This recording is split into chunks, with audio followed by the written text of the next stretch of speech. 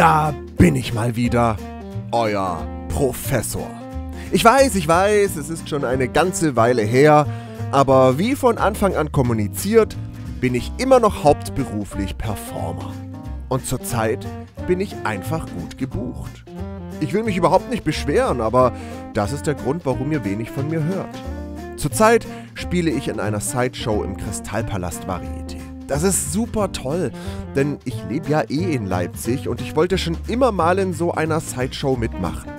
Vielleicht mache ich auch noch ein extra Video darüber, denn da gäbe es wirklich viel zu erzählen.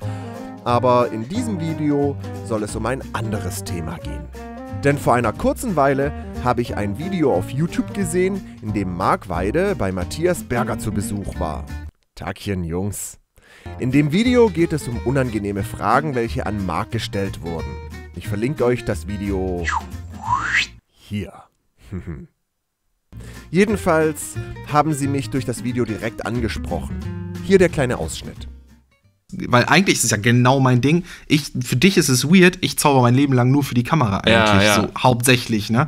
Das heißt, für mich wäre es eigentlich perfekt gewesen, eine Zoom-Show zu machen. Stimmt. Habe ich nicht gemacht. Ironisch, oder? Weil, naja, es ist weird, ich mache das auf YouTube kostenlos, zeige ich so Zaubertricks und sag dann, ey, zahlt mal Geld, damit ihr genau das gleiche sehen könnt, was ich euch auf YouTube auch zeige. Nee, ich weiß nicht. Super ironisch, das ist natürlich der Typ, der so gewöhnt ist, mit Kameras zu arbeiten, das nicht macht. Und der eigentlich oft im Theater spielt, sich damit zwei Techniker hinsetzt, die das Ganze für ihn aufbauen und Technik-Equipment und bla bla und Ich sag mal, für dich musste die Show irgendwo weitergehen. Mein Ding ist immer hauptsächlich YouTube schon gewesen. Das heißt, für mich war die Corona-Pandemie ja nichts Negatives im Sinne von, ich kann meinen Job nicht mehr machen. Stimmt. So, ich habe halt einfach normal weitergemacht. Deswegen, vielleicht auch das, für mich war es nicht so dieses, ich muss es machen. Und dann fehlte so diese Motivation noch. Aber ich habe schon angefangen. Ich habe sogar eine Videoreihe geplant gehabt. So, Leute, wir legen jetzt los. Habt ihr Ideen und so? Ich habe auch schon so ein paar Ideen. Guck mal, hier zum Beispiel, ich könnte eine Manipulationsnummer machen. Und hier so zack, zack, zack, zack, zack. Schreibt mir mal in die Kommentare. Und in der nächsten Folge nehme ich dann eure Ideen, so wie Miles das mit seinem Experiment gemacht hat. Ich fand das so cool. Ich wollte auch sowas in der Richtung machen. Ne? So, ihr kreiert mit mir zusammen einen Zaubertrick. Und dann gewinnt der Typ damit einfach den ersten Platz wieder bei den Vorentscheiden. Ja, richtig. Und nächstes Jahr wird er damit Deutscher Meister. Und in 2 Jahren wird er damit Weltmeister. Ich hasse dich, Miles. Oh, das wäre so cool, wenn Miles der nächste Weltmeister wäre. Das wäre schon witzig. Der würde das im Spaziergang machen, aber der hat wieder Engagements und kann nicht teilnehmen. Miles geht nicht zur FISM? Nein. Das weiß er jetzt schon für in 2 Jahren? Nein, er geht nicht zur Deutschen. Weil zur Deutschen? Und dann kann er ja automatisch nicht zur FISM. Aber der ist doch gut da connected. Kann man da nicht irgendwie Ich sag ihm das jedes Mal. Kann da doch irgendwie so ein Deal machen hinter verschlossenen Türen, oder? Dass er ja dann irgendwie doch nominiert wird? Miles, wenn du das hier siehst, geh dahin, gewinne. Bitte. Das ist für dich. Bitte. Du trinkst einen Kaffee mit der linken Hand, während du die wegmanipulierst. Ja, und vor allem, du machst das nur für mich, weil ich dann sagen kann, ich habe 2 Weltmeister in meinem engeren Kreis. Nur deswegen, Miles, bitte. Tja, Jungs. Tja, Community. Was soll ich dazu sagen? Ich glaube, es ist an der Zeit für einen kurzen Real Talk. Wie ihr ja vielleicht wisst, konnte ich bei der letzten Vorentscheidung zur Deutschen Meisterschaft der Zauberkunst, Gott, ist das immer ein langer Titel, mit unserem Experiment den ersten Platz in Manipulation gewinnen und mich damit für die Endausscheidungen im Oktober qualifizieren. Im Oktober! Liebe Leute des MZVDs, warum müsst ihr die Wettbewerbe immer auf die Herbst- und Winterzeit legen? Das ist doch die Hochsaison der Varietés. Mit anderen Worten, in dieser Zeit bin ich immer ausgebucht. Und das Problem ist, dass ich in diesen Shows oft eine wichtige Rolle spiele. Das heißt, dass ich nicht einfach nur eine Nummer zeige, welche austauschbar wäre, sondern dass ich viele Nummern und Rollen spiele, welche teilweise auch Originale sind.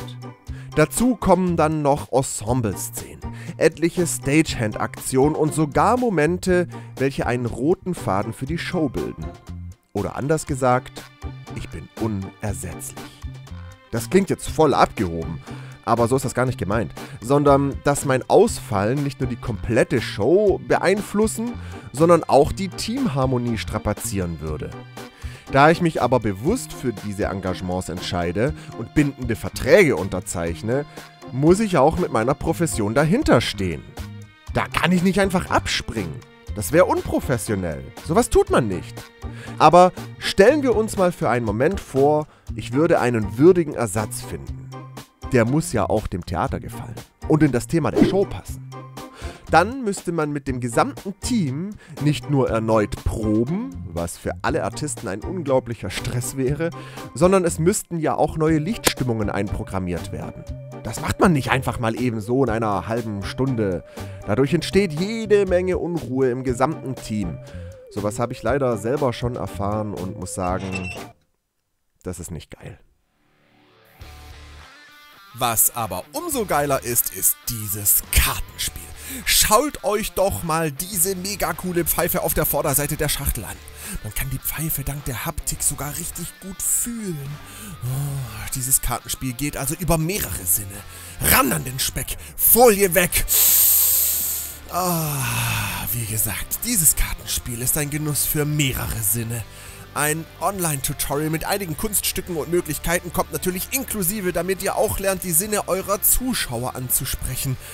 Und wie es der Zufall so will, sind neben eben diesen Karten die momentan einzigen noch verfügbaren Produkte in meinem Shop diese Kartenhalter. So einen verwende ich bereits seit 15 Jahren. Die sind genial, weil sie einfach und effektiv sind. Wäre auch eine super Kombo. Ja. Danke, dass ihr meine Produkte feiert und mich so kräftig unterstützt. Ich habe mir wirklich schon öfter überlegt, meinen Shop wieder einzustampfen, weil mit einem Einzelhandel so viele zusätzliche Aufgaben zu bewältigen sind.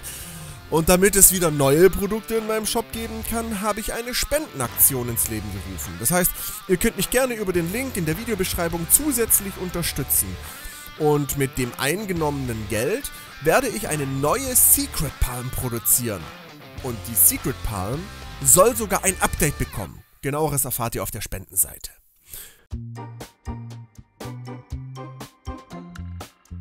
Und wenn wir schon übers Geld sprechen, dann lasst mich euch auch gleich erklären, was es bedeuten würde, einen Ersatzkünstler zu buchen, der mich in diversen Varieté-Shows vertreten sollte. War das Deutsch? Kann man das so sagen? Egal. Jedenfalls möchte dieser Ersatzkünstler natürlich auch bezahlt werden. Und das würde dann auf mich zurückfallen.